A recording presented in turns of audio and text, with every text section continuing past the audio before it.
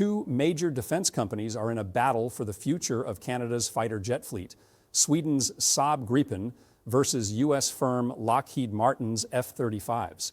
This comes after Prime Minister Mark Carney ordered a review of Canada's F-35 contract with Lockheed Martin. That was CBC defense correspondent reporting January 17, 2026, hours before Industry Minister Melanie Joly confirmed Canada reopened fighter competition. 88 F-35A fighters contracted in 2023, only 16 funded. Remaining 72 aircraft now under formal review. Sweden's Saab Gripen back in contention, offering production line in Canada, 12,000 manufacturing jobs, complete technology transfer, and exposing the weakness NATO never wanted admitted. Modern air power can bypass American control entirely. While Trump threatened tariffs, assuming Canada had no alternatives, Ottawa questioned $6 billion F-35 commitment and invited Swedish competition. While Pentagon assumed F-35 monopoly was permanent across NATO allies, Gripen demonstrated independence matters more than integration. While Lockheed Martin controlled allied fighter procurement for 2 decades, Sweden proved sovereignty beats standardization when infrastructure collapses. The reversal is devastating. Canada might abandon America's most expensive weapons program for aircraft 1/3 the cost, and Pentagon has zero leverage to stop it. January 2026. Industry Minister Melanie Joly's scheduled meeting with Lockheed Martin executives demands clear: expand Canadian workforce significantly, deepen industrial commitments beyond component supply, transfer intellectual property access, make F-35 contingent on job creation nobody anticipated when contract signed. Current baseline inadequate. Approximately 30 Canadian firms supply Lockheed's global F-35 assembly operations, employ roughly 2,000 workers domestically, contribute components worth $2.3 million per aircraft. Lockheed emphasizes 110 Canadian companies participated over program lifetime. Project's $15.5 billion industrial value spanning production and sustainment from 2007 to 2058. Joly stated bluntly, this footprint must grow or Canada walks. Research and development activity must expand. Manufacturing must include final assembly, not just parts. Technology control must shift toward Ottawa. If Lockheed won't deliver, Sweden will. Saab CEO Mikael Johansson confirmed Canadian officials asked detailed questions about sovereign capability, job numbers, collaboration frameworks with domestic aerospace firms, transfer of technical data related to aircraft design, production, modifications. Johansson responded, Saab prepared to transfer that data completely. Combined deal involving Gripen fighters and GlobalEye airborne early warning aircraft could create over 12,000 Canadian jobs. New assembly line built in Canada supporting production for Royal Canadian Air Force and potential export customers including Ukraine. GlobalEye particularly strategic because it's based on Bombardier Global 6000-6500 business jets already manufactured in Ontario. Saab would assemble radar and command systems onto Canadian-built airframes. High-value aerospace manufacturing stays entirely domestic. This isn't modification of existing arrangement. This is complete bypass of American defense dependence. Numbers expose the leverage shift immediately. F-35A unit cost, approximately $85 million per aircraft. Gripen E unit cost, approximately $65 million. Savings per fighter, $20 million. Across 72 remaining aircraft under review, $144 billion immediate reduction in acquisition costs. But purchase price is smallest factor. Operational costs, defined fighter economics, over 30 to 40-year service life. F-35 lifecycle costs per aircraft estimated $450 million, including maintenance, upgrades, training, infrastructure. Gripen lifecycle costs estimated $280 million gap per aircraft, $170 million across 72 fighters, 10.8 to 12.2 billion total savings over service life. Maintenance model creates dependency. F-35 requires Pentagon-controlled autonomic logistics information system, ALAS, for mission planning, flight operations, maintenance scheduling, cannot function independently. System tracks every component, every flight hour, every maintenance action. Data flows through American servers, software updates controlled by Lockheed Martin and U.S. Department of Defense. Partner nations cannot modify independently, cannot integrate weapons without approval, cannot deploy operationally without access to centralized networks. Gripen operates autonomously. Sweden controls source code completely. Mission software, electronic warfare libraries, weapons integration timeline, upgrade schedule, all under national authority. No external approval required, no American veto over modifications, no dependency on foreign networks during wartime, operational availability devastating for F-35 reputation, mission-capable rates fluctuate 50, 65% depending on variant and operator, requires climate-controlled hangars, extensive maintenance between sorties, stealth coatings demand careful environmental protection, parts availability often delays operations, relies on sophisticated supply chains vulnerable to disruption. Gripen mission-capable rates consistently exceed 85%, designed for Swedish doctrine assuming airbases destroyed early in conflict. Can operate from highways, forest roads, dispersed sites, refueled and rearmed by team of 6 conscripts in under 10 minutes, requires no specialized ground equipment, uses distributed command structures, functions without centralized control rooms, built assuming runways cratered, satellites jammed, supply lines cut. NATO exercises validated this repeatedly. High attrition war games simulating infrastructure collapse. Gripen squadrons generated more sorties per day than F-35 units, costing 3 times as much, not through superior stealth or sensor fusion, through sheer availability. An aircraft sitting on ground awaiting maintenance contributes nothing regardless of technical capabilities. This is the vulnerability NATO leadership refuses to discuss publicly. Alliance air doctrine built on assumptions that no longer hold under pressure. For decades, NATO air power followed American model, centralized command, defended megabases, integrated data networks, standardized platforms simplifying logistics and training. F-16 and F-18 established that framework. F-35 took it further by tying mission data, electronic warfare capabilities, continuous software evolution into tightly managed multinational system. Coordination becomes smoother when everyone flies same aircraft using same networks.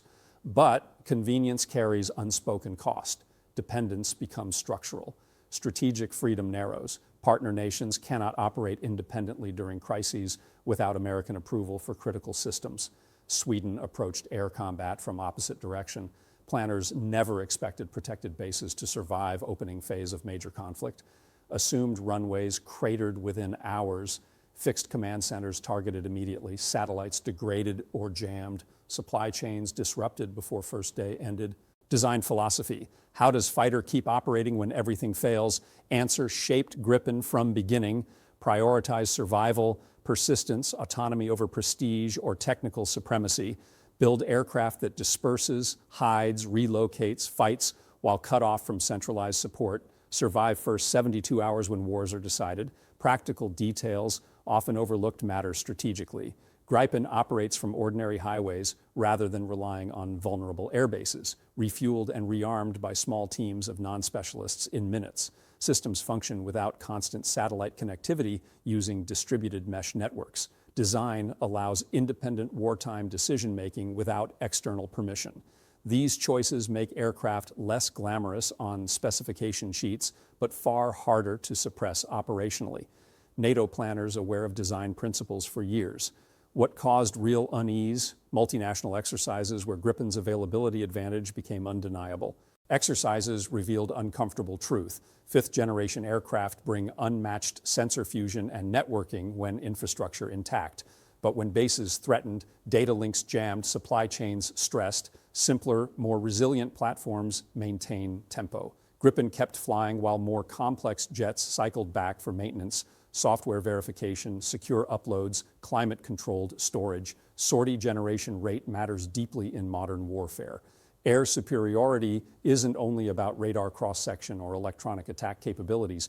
It's about which aircraft stays airborne when pressure mounts and infrastructure collapses. Persistence beats sophistication when systems fail. This forced planners to confront reality rarely acknowledged. Modern fighters are software platforms as much as airframes. F-35 mission data files and certain updates flow through multinational systems under American oversight. Approval required for specific configurations. Structure reflects alliance trust, but introduces political considerations into wartime operations. Gripen, different entirely. Sweden controls everything. No Washington veto over upgrades. No Pentagon restrictions during crises. Complete national sovereignty over combat employment decisions. Once that alternative exists and proves workable, other countries ask uncomfortable questions. Canada asking loudest now. Doug Ford, Ontario Premier, typically aligned with conservative defense postures. backs NATO commitment but demands jobs, called F-35 procurement, acceptable only if Lockheed expands Canadian manufacturing massively, otherwise supports Gripen alternative creating 12,000 positions. Liberal strategist Scott Reed frames Gripen as sovereignty issue fundamentally. Canada shouldn't operate fighters where mission-critical software controlled externally, where upgrades require foreign approval, where operational tempo depends on American logistics networks vulnerable to political pressure. Conservative opposition leader Pierre Poilievre, harsh Carney critic on most domestic policy, supports reopening competition. Stated Canadian aerospace workers deserve manufacturing, not just component supply roles. Bipartisan consensus emerging, current F-35 deal insufficient for national interests. Political alignment matters because it signals permanence. This isn't partisan posturing reversible after election. This is structural reassessment of defense procurement crossing party lines. For Pentagon, implications catastrophic. Canada represents critical F-35 export customer and production partner. Losing 72 aircraft order undermines economies of scale, threatens industrial participation model justifying partner nation investments, signals to other allies that alternatives exist. More damaging, precedent. If Canada walks from F-35 toward cheaper, more independent alternative, other nations reconsider. Finland recently chose F-35, but could revisit if Canadian experience proves Gripen viable for Arctic operations. Switzerland evaluating options. Belgium locked into F-35, but domestic opposition growing over costs. Each defection weakens program economics further. Unit costs rise as production quantities fall. Sustainment costs increase as fleet fragments. Political leverage over remaining partners diminishes as alternatives prove workable. Washington has zero leverage to prevent this, cannot threaten tariffs on defense decision without alienating ally permanently, cannot block Saab sales without exposing NATO fragmentation publicly, cannot offer financial incentives matching $12 billion life cycle savings Gripen represents. Infrastructure being built ensures permanence. If Saab establishes Canadian assembly line, investment locks in for decades. Training pipelines develop, maintenance facilities optimize for Gripen. Supply chains reorient. Bomber plants expand, producing global-eye airframes for multiple customers. Once infrastructure operational, reversing course wastes billions. Equipment specialized for Gripen production cannot pivot back to F-35 easily. Worker expertise becomes platform-specific. Political constituencies form around jobs created. 20 years from now, Canadian aerospace sector will be designing indigenous modifications to Swedish airframes, not assembling American components. Technology transfer amplifies permanence. Saab offering Canadian engineers access to Gripen design specifications, allows domestic modifications independent of Sweden. Future indigenous fighter development building on technology foundation transferred completely. Canada gains capability to design, build, maintain advanced combat aircraft without foreign approval. Contrast with F-35 model. Lockheed guards intellectual property jealously. Partner nations receive aircraft but not underlying design knowledge. Cannot modify independently. Cannot integrate weapons without approval processes. Cannot build next-generation platforms using F-35 technology as foundation. Sweden offering what America never would, genuine sovereignty over national defense capabilities. That offer impossible to reverse once accepted because it creates structural independence from American defense industrial complex. Globally, message spreads quickly. Control over essential defense capabilities matters more than integration with largest alliance.